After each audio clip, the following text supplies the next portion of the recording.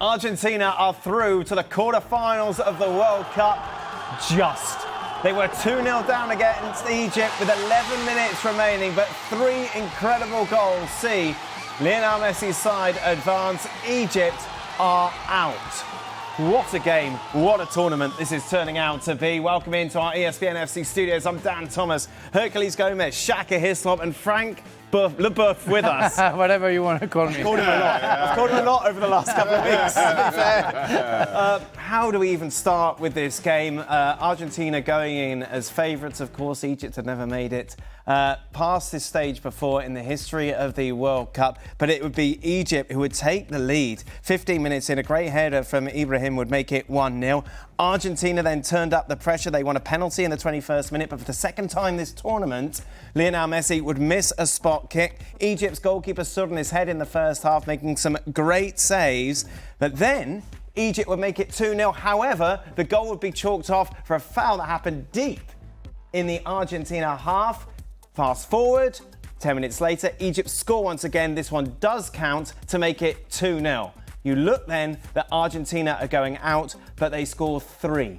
In the remaining 11 minutes of the tie, Romero, then Lionel Messi, of course, and then it's Enzo, who is the hero for Argentina as they go through. Colin Udo joins us. We'll be hearing Colin's views from an Egyptian point of view in a moment. But let's start off, Frank, with this game overall.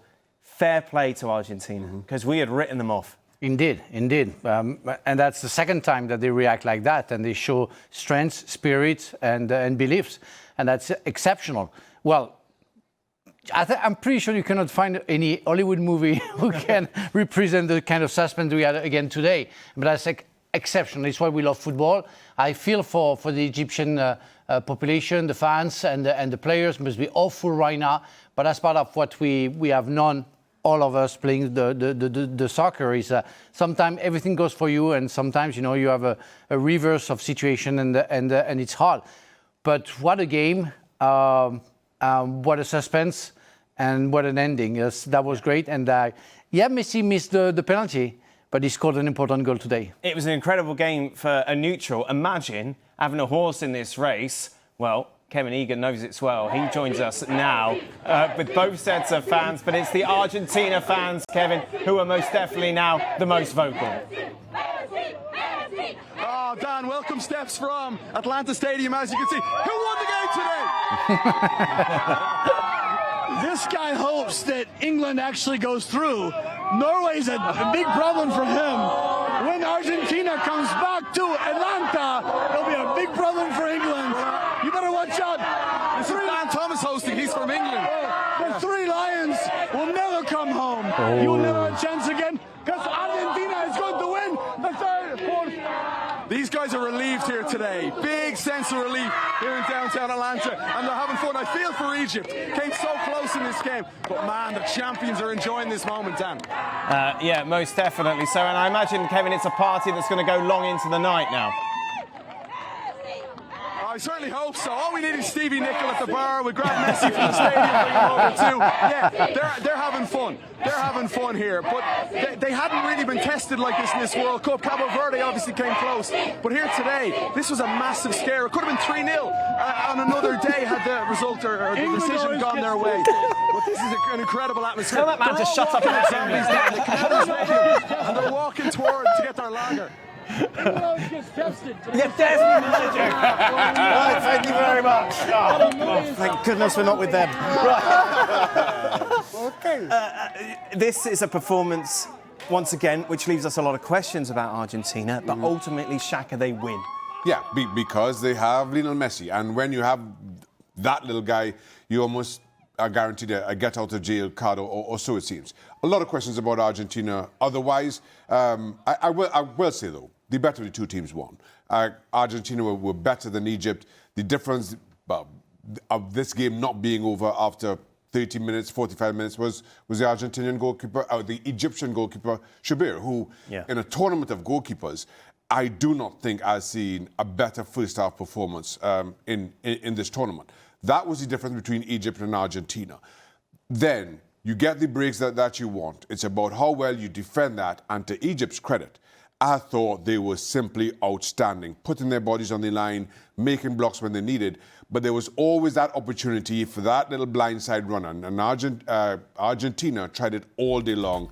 Egypt were able to get in the way for most of them, but you just felt as this game went on, as tired legs started to take a toll, one or two of those balls would find their way through. In the end, it was just a deep searching cross that Romero got his head to that kind of broke Egyptian spirits. But from there on in, you kind of felt that Argentina had it in them to come back and at the least push it to extra time. In the end, they won it in the 90th. As if Cristiano Ronaldo's last 24 hours couldn't get any worse. Aww. What was this about Ronaldo? Because, you know, he was sat in his Egyptian shirt. And that's the crazy part here, Dan. And you start off this game with Messi and a penalty kick, and he misses. Yeah. His second penalty kick missed in this World Cup, and you're thinking, wow, maybe this isn't going to go Argentina's way.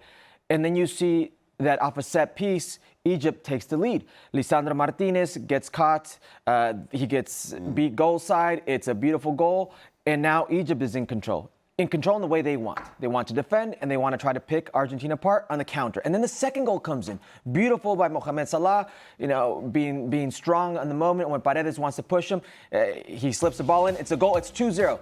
And then the goal gets called back. And I understand the moment the referee goes They still to got the VAR. second goal. They were still 2-0 up. They still get It's it. about momentum here.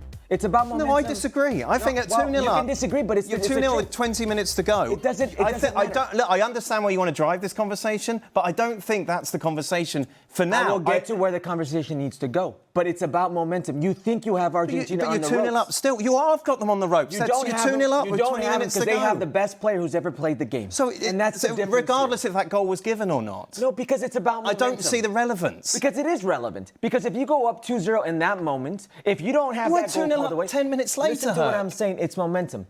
You have Argentina, and they are down. Argentina now thinks they can't come back in this game. And then you have a player like Lionel Messi. The ball Montiel gives him is not an easy finish. And he puts it in between traffic, strikes it well, and they're tied. And then you have a player like Cuti Romero, who's a center back who's got 2 goals, decisive goals in this tournament, in decisive moments. And then you have a player like Lautaro Martinez, who comes into this game and serves a perfect ball to, of all people, Enzo Fernandez, to finish this game off. When Egypt thought they had him, if you can get him in that moment, it's a crushing, lethal blow, and you don't have it. So you extend this game, and Argentina never feels out of this game. Not when they missed a penalty kick by Messi, not when they were down by 2 goals, not when they were level. They always felt they had the game winner in them.